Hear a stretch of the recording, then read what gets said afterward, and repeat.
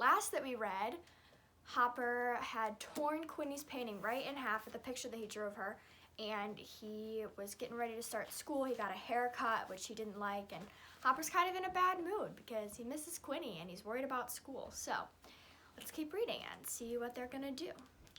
Chapter 29, Quinny. Hopper's window shade had been closed tight all week, and it's hard for me to pretend I don't care.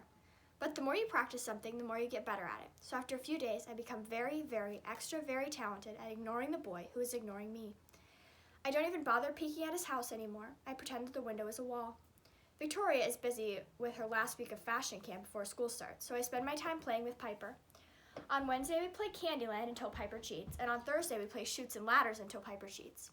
On Friday, we play Crazy Eights until Piper cheats. On Saturday, I'm totally bored of Piper cheating. I can't even sit with Cleo, or goodness gracious. I offer to babysit Cleo even while she isn't napping. That baby drools and bites and pulls my hair. But then I do her this fun trick where she burps and farts at the same time. All you have to do is feed her a broccoli smoothie, wait 5 minutes, then squeeze her right below her belly button. Not every baby can do it, but Cleo's special. Mom sees me playing with Cleo and looks at me all funny. Quinny, what's going on? Nothing. And why are you suddenly being nice to your sisters? I thought you wanted me to be nice to them. What I mean is, why aren't you playing with Hopper these days? He's got other plans. It must be true, since he and I don't have any plans together. I hear noise coming from Hopper's driveway and glance outside. There he is, getting out of his car with his mom. I haven't seen Hopper all week. His hair is much shorter now, and his head looks so different, like it shrank in the dryer or something. He doesn't even look like Hopper anymore. He looks like a stranger, very scowly stranger. Did you guys have a fight or something? Mom asks. Or something. Well, things have certainly been a lot calmer without you two running around trying to catch that chicken. Freya's been pretty quiet lately, hasn't she? Freya has been quiet. Too quiet. My heart hurts when I think about her, so I try not to. The day before school starts, Victoria comes back and visits me, just like she promised. From upstairs, I see her knock on my front door. I look down at my hands. My Fuchsia Forever nails are chipped, and my BFF bracelet is dirty. I run into my room and shut my door tight. I think I have a cold, I tell Mom when she comes upstairs and says I have a guest. You don't sound sick, she says. Well, I should get ready for school. Piper and I need to take a bath. A bath, says Victoria, who comes upstairs right behind Mom. With your little sister who pees outside. Gross. Baths are for babies anyway. I take showers all by myself like a normal third grader. Another crummy third grade rule. Victoria walks into my room and sits down on my bed. Well, I finally finished it, she says, holding up a poster board, which isn't blank anymore. Now it's all swirly and bright and says, Magnificent Marabou Creations from VIP Fashions, Victoria Porridge, President and Designer-in-Chief. And has pictures of the fluffiest, sneeziest, most itchy pink purses and headbands I've ever seen. Alice at the dry cleaner said I could put it up in her window to advertise my new business. You could be my first customer. Do you like hot pink or dusty rose? I custom dye all the marabou feathers myself. Quinny, wake up. Are you listening to me? I'm trying to. Accessories are just the beginning, she says. Soon I'll branch out into dresses. My counselor at fashion camp helped me put together a business plan. I'm going to build a whole business fashion empire and make millions. Wow, Victoria knows how to think big. She looks so proud of herself for something that hasn't even happened yet. I show her my tap dance shoes because they're the most stylish things I own. And Victoria is very stylish. They make too much noise, she says. I take ballet. Next I show her my accordion. Maybe she likes music. That thing looks too heavy, she says. I play flute. Then Victoria spots some of Piper's books on the floor. I can't believe you still read picture books, she says. Only my little sister's. I push those babyish books under my bed. They're not even mine, except for sometimes when I still look at them a little bit. Well, read real books, Victoria says. Chapter books and novels. My favorite one is Ballet Shoes, and I've read it like 1,000,000 times. Ballet Shoes is a great book. Maybe some of you guys would like it.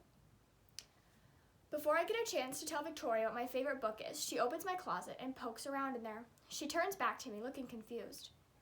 Is your mother doing laundry today? I doubt it. Daddy does all the laundry for our family. So, where's all your new stuff? Didn't you go shopping for school? I did. I got a notebook and pencils and stuff. No, silly. I mean clothes shopping. I already have clothes. I'm going to wear my favorite green skirt tomorrow and my favorite t-shirt, which used to be my mom's. She wore it the night she met Daddy at this Paul McCartney concert a long time ago.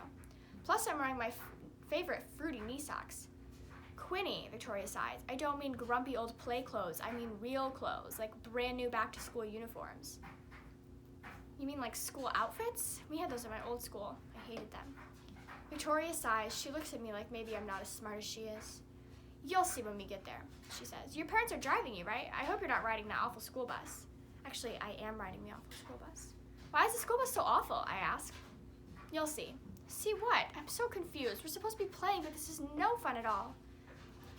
I don't know what to say next, which almost never happens. But then I think of something. Did you know Hopper's going to be in the same class as us? Victoria sighs again. She must have a lot of air in her head. Didn't know and don't care. Me neither. I haven't talked to that boy all week. Good. You know, you only played with him because there was no one else around. That's one reason I played with Hopper, but not the only reason. Now you have me, Victoria says. We're going to have a great year together. I hope so. But it almost kind of feels like Victoria's trying to put me on a leash, and I kind of want to run away. Except, where would I go? Hopper isn't my friend anymore, and I don't know any other kids in this too small town. So I try to keep playing with Victoria, and I try very, very extra hard to keep forgetting about Hopper, like he's forgotten about me. By the time Victoria leaves, I'm exhausted from all the trying, and from all her rules. Baths are better than showers, and tap dance is better than ballet. Accordion is better than flute, and picture books are better than chapter books, and play clothes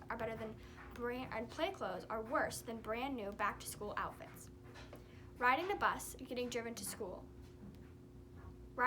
is worse than getting driven to school in a shiny black car. I'm starting to feel like Quinny is worse than Victoria. Cheer up, says Mom. You'll see Victoria in school tomorrow. Fabulous. Then my life gets even worse because I notice itchy, stitchy, screamy Chloe sitting on my brand new polka dot backpack, and she's holding a purple marker, and she's trying to connect the dots. Cleo, stop! Instead of stopping, that baby hurries to scribble some more. Mom, make her stop! Mom grabs Cleo and plops her in the pack-and-play. Cleo, that was inappropriate, she says in a way too calm voice. We scrub my backpack. Some of the marker comes out, but most of it doesn't. Honey, I'm sorry, Mom says, but Cleo's just a baby. I know that, and I try very, very extra hard not to blame Cleo for just being a baby. At bedtime, I'm still trying. Mom helps me set out my grubby, not new play clothes for school tomorrow morning. She helps me fill my stained backpack with pencils and plain notebook. When Jeremy babyish Piper comes to get me for our bath, I slam my door in her face. I peek out my window. Hopper's window shade is still closed, and I close mine too. This was supposed to be my luckiest summer ever, but it's the night before school starts, and I'm all out of good luck.